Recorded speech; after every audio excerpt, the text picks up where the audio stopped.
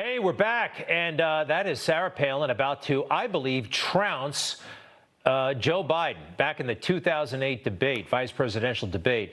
I always liked Governor Palin, and I believe she clearly won that night against a politician who'd been around since 1970. Awesome job, Governor Palin, and she's back in the news in a big way because President Obama's giving her a hard time. But first, Governor Palin, welcome to Newsmax. How are you? Great. Thank you for those kind words. I've always liked you, too, and everyone at Newsmax. Oh, thank you so much, Governor. And, well, let's talk about Barack Obama.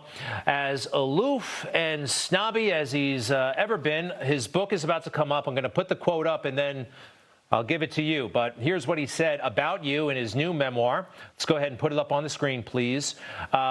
Through Palin, it seemed as if the dark spirits that had long been lurking on the edges of the modern Republican Party, xenophobia, anti-intellectualism, paranoid conspiracy theories, and antipathy toward black and brown folks were finding their way to center stage. A Promised Land by Barack Obama.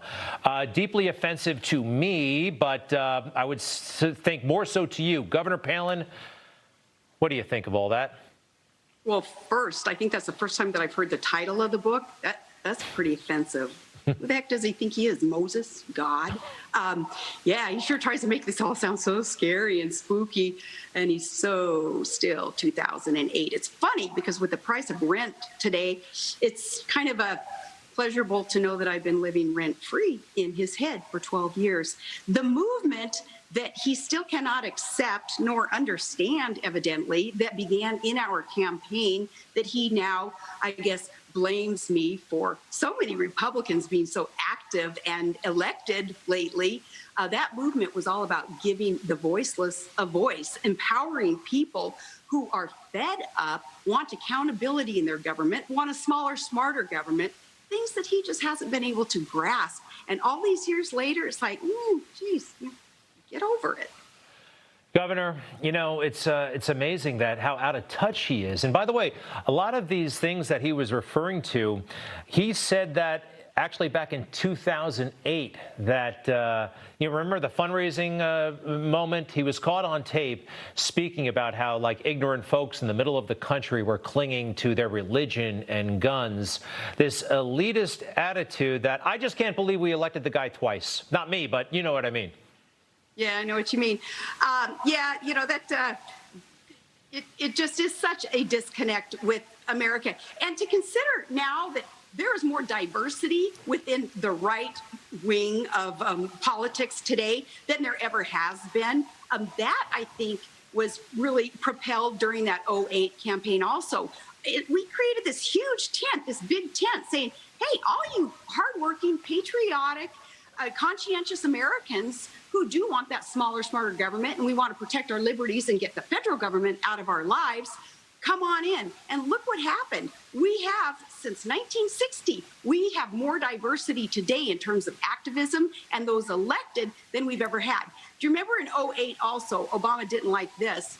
I dubbed the hardworking moms, the women in America who finally wanted to be even more active in politics. I dubbed them the Mama Grizzlies. And today you see they have roared into activism. They've roared into office. It's part of that diversity. And, you know, it's kind of the antithesis of really what the left is representing and acting out today. Because if you think about it, the left, so often they'll even admit they're choosing people based on gender, based on race. They're creating inequality when here we're saying, everybody, we can all be a part of this, of changing this country into something that we can all embrace and all be proud of, because a lot of us love this country very much and we are proud of it.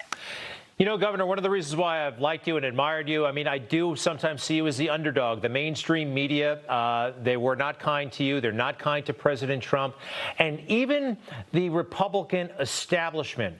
And I feel like they're not supporting this president strongly enough. And I feel like a lot of them did not support you strongly enough. We could name names, but you know who I'm talking about. You see him over on MSNBC a lot. I feel like those forces that worked against you are also working against him, and it makes me angry. How do you feel about that? Yeah, absolutely. Absolutely. And I don't know if it's too much inside baseball type stuff for, a lot of people in the public to even care about, but it is so real. Yes, the GOP establishment, that machine, they don't like anybody going rogue, shaking it up, not taking their turn. So no, they haven't liked Trump. They never liked me. To the point of, I never was invited to the inauguration, wasn't allowed to speak at the convention, all those things that the GOP establishment is in charge of. Yeah, I mean, there's some manifestation there in terms of what I haven't been allowed to do, but I don't care, because in the grand scheme of things, I know that what I'm fighting for is right. It's pretty basic. It's protection of our Constitution, of our Bill of Rights, of state sovereignty, of individual rights, even more so than states' rights. So I know that I'm on the right path, and they're the ones missing out. What it shows us, too, though, is that President Trump, it is amazing, is it not, that he is still standing, that he is doing so well still, because he has it's been 3 against 1 with this fella, right? Yeah. It's been the Democrats, the media, and the obstructionists within his own party. And yet, look at where he is today. And until those votes are counted fairly, counted and codified, he still is our president. And I'm happy about that. And the rest of America will someday see the benefit of having this very rogue anti-politician getting in there, shaking things up, and doing things for those of us who expect protection via our Constitution. Well said, Governor. And you know what? It may take a miracle, but let's face it, miracles have a way of finding Donald Trump throughout his career. By the way, what's your next move? You're coming to us live from Wasilla. I only got 20 seconds left. You're going to go back into politics? What's next?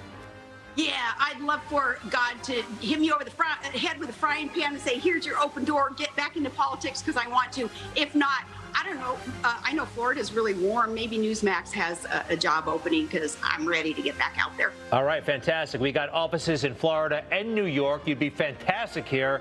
And best to the family. I always liked all those kids, especially track. Oh, he's awesome. He's awesome. He's great. He's helping me every day. Very good. Governor Palin, keep in touch. Thanks so much. And folks, we'll be right back.